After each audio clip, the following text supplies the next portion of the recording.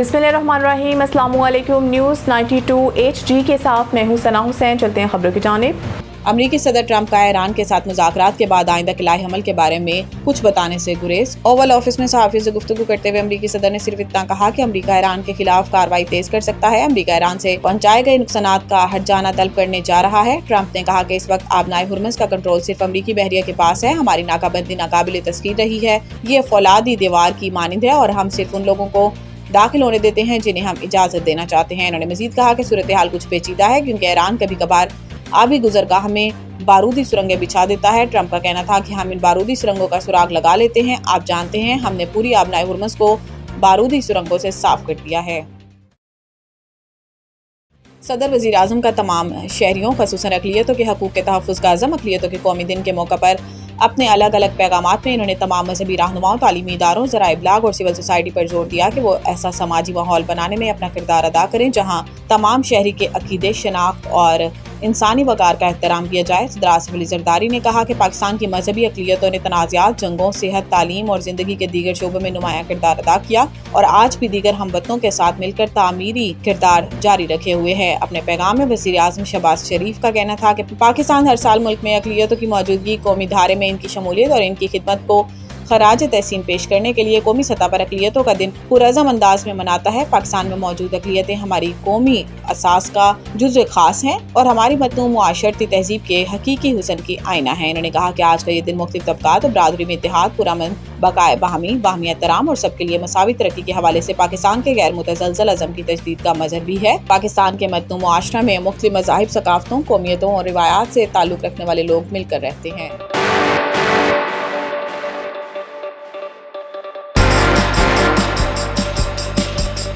थाना मंगोपीर के SHO राजा जुल्फ़िकार ने इलाके में किसी भी नाखुशगवार वाक़े से निपटने के लिए इलाके में पुलिस की इज़ाफ़ी नफ़री तैनात कर दी है और पेट्रोलियम गश्त को भी बढ़ा दिया है। SHO राजा जुल्फ़िकार खुद भी इलाके पुलिस नफ़री के हमरा गश्त कर रहे हैं। SHO राजा जुल्फ़िकार का कहना है कि इनकी पहली तरजीह जराइम को कंट्रोल करना, हर मकातिब फ़िक्र के लोगों को महफूज करना है। इलाके में मोटरसाइकिल पेट्रोलियम भी करा रहे हैं और किसी भी किस्म की लापरवाही बर्दाश्त नहीं की जाएगी। इस वक्त SHO राजा जुल्फ़िकार फोन पर हमारे साथ हैं। इनसे मालूम करते हैं कि मकीनों की शिकायत, मीडिया रिपोर्ट्स के अलावा 14 अगस्त और रबीउल अव्वल के हवाले से सिक्योरिटी के क्या इंतजाम किए गए हैं। बिल्कुल, हमारी पहली प्रायोरिटी जो है वो क्या कहते हैं, क्राइम को कंट्रोल करना है और तमाम मुखातिब फ़िक्र के लोगों को महफूज करना है। इस बारे में जो मौजूदा वसाइल हैं उसके मुताबिक बिल्कुल पेट्रोलिंग के बारे में बताया गया है। मोटरसाइकिल पेट्रोलिंग भी करवा रहे हैं। मोटरसाइकिल पेट्रोलिंग को टास्क भी दिए गए हैं कि किसी भी किस्म की कोई लापरवाही बर्दाश्त नहीं करेंगे, किसी भी किस्म की कोई लापरवाही बर्दाश्त नहीं करेंगे। राजा जुल्फ़िकार साहब, आपका बहुत शुक्रिया, आपने अपनी कीमती वक्त से सिक्योरिटी के हवाले से आगाह किया।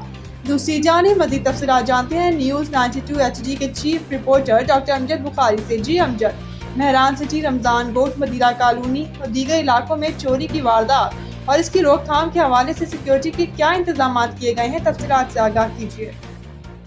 जी, इस वक्त मौजूद है पुलिस के दस्ते थाना मंगोपीर के SHO की जो है ना सारे मेहरान सिटी के इलाका जो है उसका शुक्रिया अदा कर रहा है और साथ में ही 92 के बहुत शुक्रगुजार है और बहुत ही ज़्यादा शुक्रिया अदा करते हैं। उन्होंने कहा कि जी बिल्कुल हमारे इलाके में पुलिस की नफरी बढ़ गई है और जो है पेट्रोलियम हो रहा है और अब हमें लगता है कि हमें चोरों से कोई खदशात नहीं है और जो चोरों के सहूलतकार है शफी स्टैंड वाले हो गए मसूद और उसके अलावा उनके जो असलम वगैरह हो गए, उनसे अब हमें कोई ख़तरा इंशाअल्लाह लाक नहीं होगा। और हम 92 के बहुत शुक्रिया अदा करते हैं कि उन्होंने हमारे इलाके पे तवज्जो दी और उसकी खबर चलाई। जी,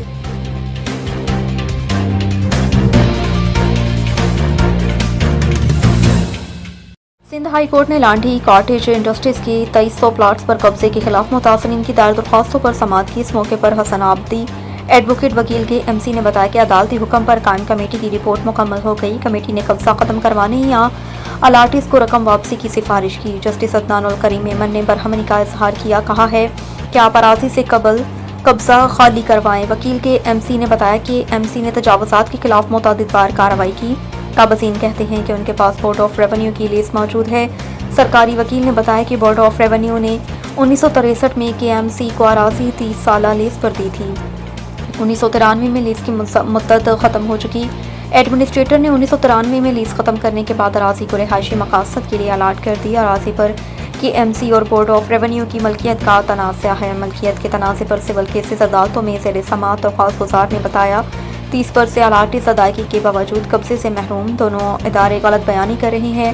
दरख्वास्त गुजार उस्मान फ़ारूक एडवोकेट ने इंकशाफ किया कि 1993 से अब तक मुतासरीन दरबदर हैं कि एमसी ने प्लॉट कॉटेज इंडस्ट्रीज़ के लिए लांठी में अलाट किए। 1993 से दरख्वास्त गुजारों को ज़मीन का कब्जा नहीं मिला।